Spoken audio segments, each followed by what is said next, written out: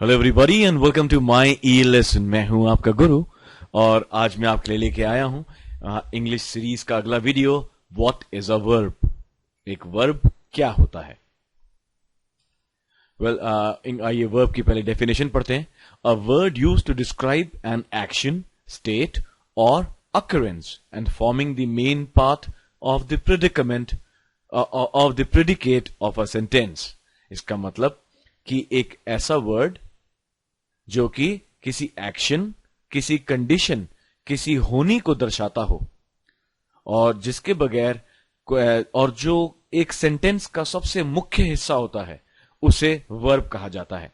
मैंने नीचे यहां पे एग्जांपल दिया है, वी आर गुड फ्रेंड्स। यहां पे आर वर्ब है क्योंकि ये एक चीज को दर्शा रहा है।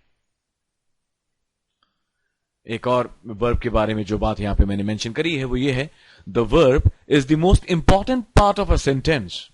We just can not form a sentence without a verb. जो वर्ब होता है वो एक सेंटेंस का सबसे इंपॉर्टेंट हिस्सा होता है। इसके बगैर सेंटेंस बनाना पॉसिबल नहीं है। मैंने एक और नीचे एग्जांपल दिया है, he has got many prizes. यहां पे हैज वर्ब है। एक और बात वर्ब के बारे में, a verb is not always one word. It can have more than one word too. Verb कभी भी जरूरी नहीं कि केवल एक ही वर्ड हो, वो दो वर्ड का भी हो सकता है, ज्यादा भी हो सकता है। यहां पे एग्जाम्पल मैंने दिया है, गो, ये एक वर्ब है। एक और एग्जाम्पल इज गोइंग, ये भी वर्ब है। मे आई गो और ही इज गोइंग, ये दोनों ही यहां पे गो और इज गोइंग वर्ब हो जाते हैं। तो ये एक एग्जांपल था कि वर्ब कभी भी जरूरी नहीं कि केवल एक ही वर्ड का हो, वर्ब एक से ज्यादा वर्ड का भी हो सकता है। वर्ब उसके बाद दो तरह के होते हैं, एक होता है ट्रांजिटिव वर्ब और दूसरा होता है इंट्रांजिटिव वर्ब। ट्रांजिटिव वर्ब को बोलने के लिए पहले इंग्लिश में इसको पढ़ लेते हैं, क्या लिखा है। A transitive verb needs an object.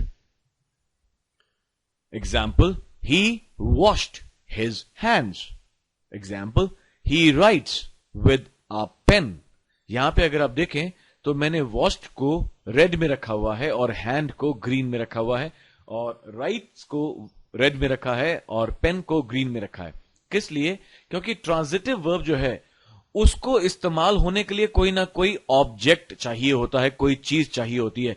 जैसे कि हैंड्स, वॉश्ड वर्ब है, हैंड्स ऑब्जेक्ट है, तो वॉश्ड जो है वो एक ट्रांजिटिव वर्ब है।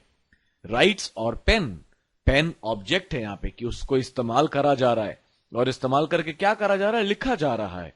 तो लिखना एक वर्ब है और जो ऑब्जेक्ट है, जो पेन है, वो ऑब्जेक्ट है। तो इसलिए ये राइट्स जो है यहां पे वो एक ट्रांजिटिव वर्ब है। अब आते हैं हम इंट्रांजिटिव वर्ब पे।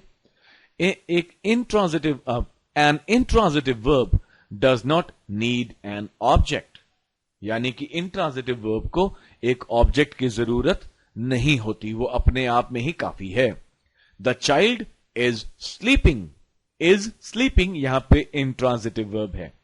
ही इज स्माइलिंग, जैसे मैं भी स्माइल कर रहा हूं, he is smiling intransitive verb है। उम्मीद करता हूं यह आपको समझ में आया होगा। ये सेशन था व्हाट इज अ वर्ब, और इसके जैसे और भी बहुत सारे सेशंस आप देख सकते हैं myelesson.org पर। जी हाँ, ये है मेरा वेबसाइट myelesson.org। अब यहां पे जाएं, यहां पे 10 से ज्यादा कैटेगरी के वीडियोज हैं।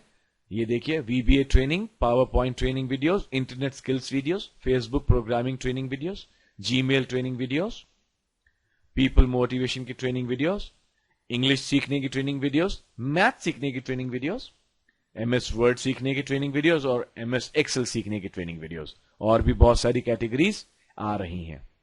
Alright then, until the next video, अगले वीडियो तक, this is your guru saying a very goodbye to you. Have a wonderful day ahead. Happy learning.